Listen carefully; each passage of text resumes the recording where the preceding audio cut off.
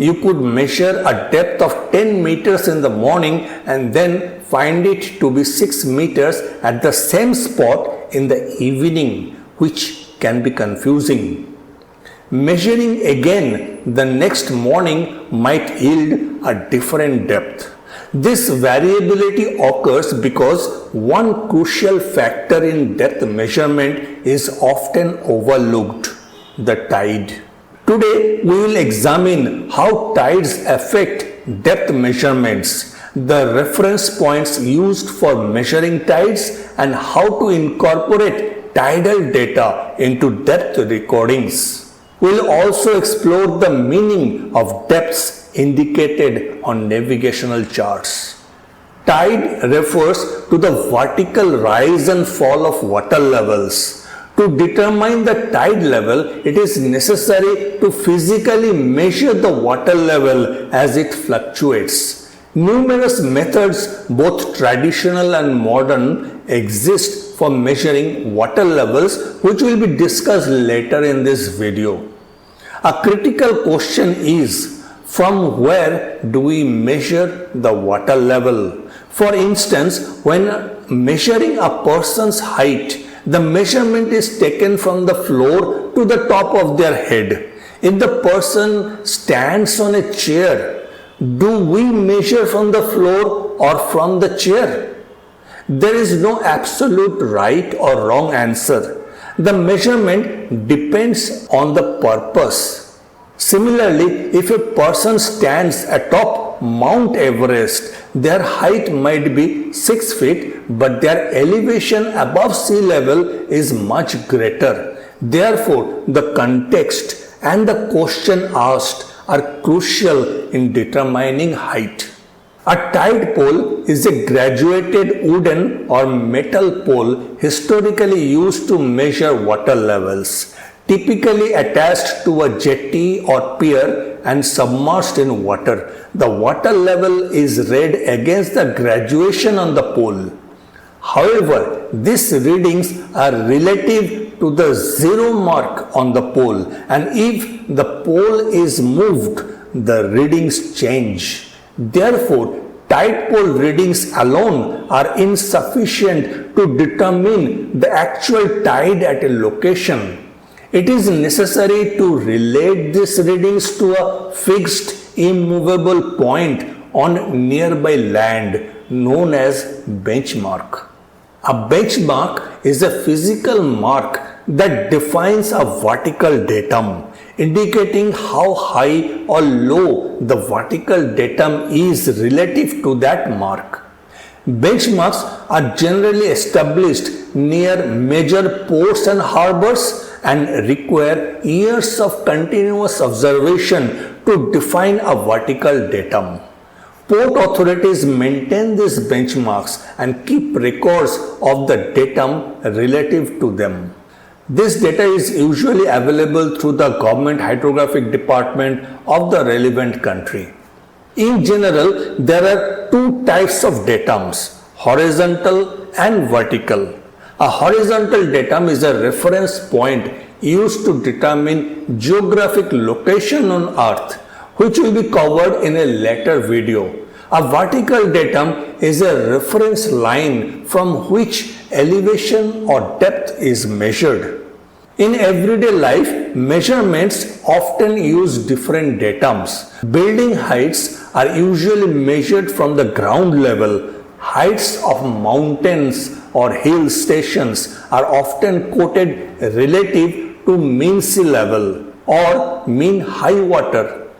Mean sea level, as the name suggests, is the average sea level over time and serves as an important vertical datum that is relatively straightforward to observe and calculate. Various vertical datums exist for different purposes. A tidal datum is a standard elevation defined by a specific phase of the tide and is used as a reference to measure local water levels. Tidal datum should not be applied to other locations without proper measurements. They are a reference to fixed points known as benchmarks. Once a benchmark is established, it indicates that a particular datum is a certain number of meters below that reference line on the benchmark, typically referring to mean sea level or in rare cases chart datum. Common datums used include various observable tidal states. Except for the chart datum, a chart datum can correspond to any observable tidal state, such as the lowest astronomical tide or mean low water spring, or it may be a distinct datum agreed upon by relevant parties. Chart datum is typically used to reduce tide measurements before printing depths on charts and can serve as an engineering datum for offshore construction across multiple regions.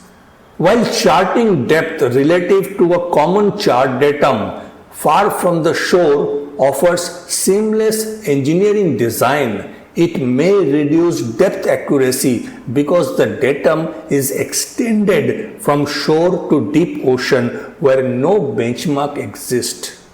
In urgent situations without benchmarks, observing mean sea level and measuring tides relative to mean sea level can yield positive and negative tide values. Alternately, observing tides over a full lunar cycle, approximately 29 days, allows for calculating the lowest astronomical tide, which can be used to adjust tide measurements. To establish mean sea level without an existing benchmark, one can mark a line on a stable structure such as a solid wall or a permanent platform like a jetty.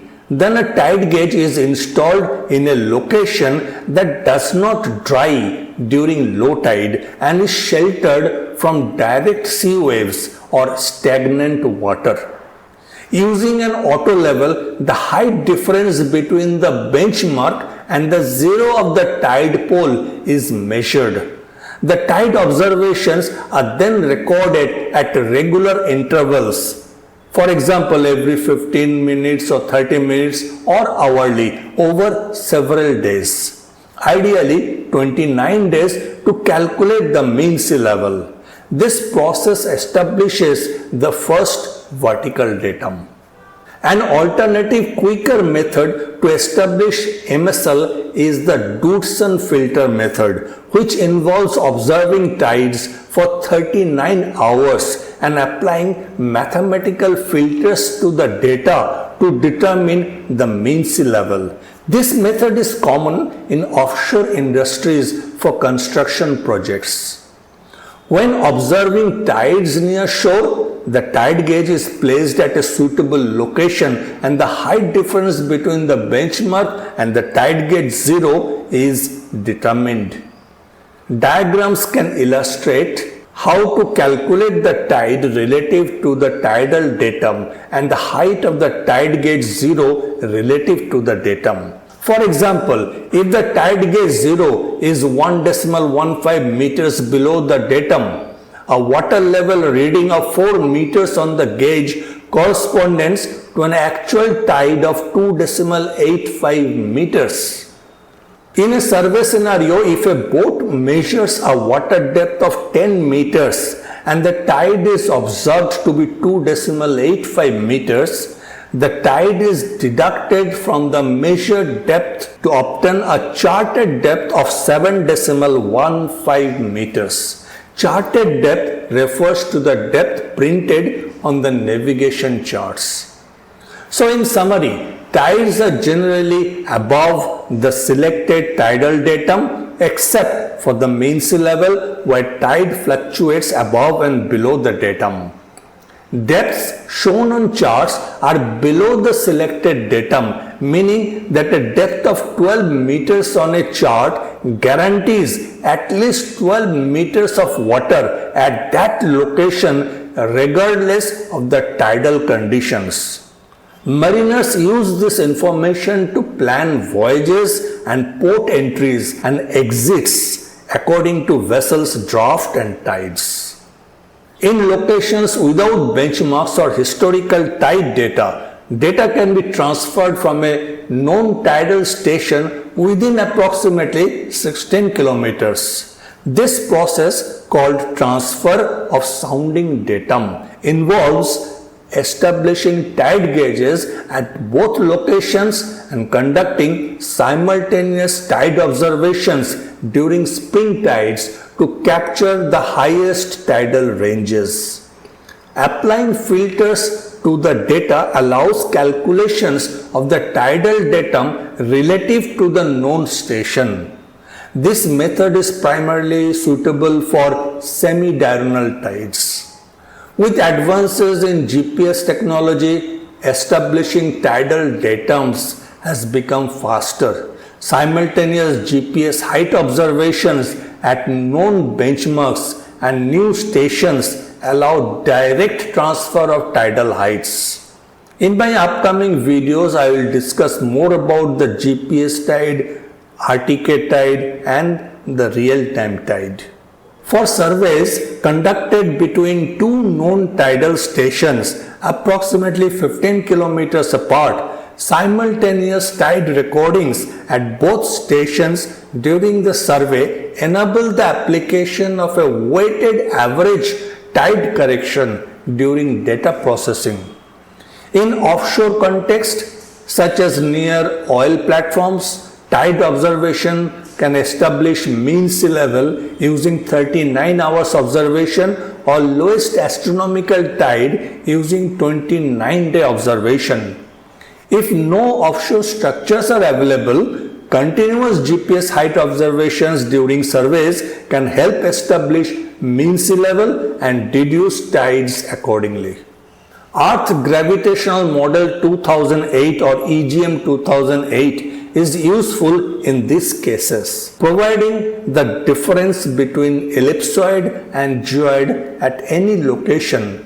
In open ocean, the geoid and mean sea level are nearly equivalent, making this data valuable when no datum exists. Remember to subscribe and activate notification to continue learning.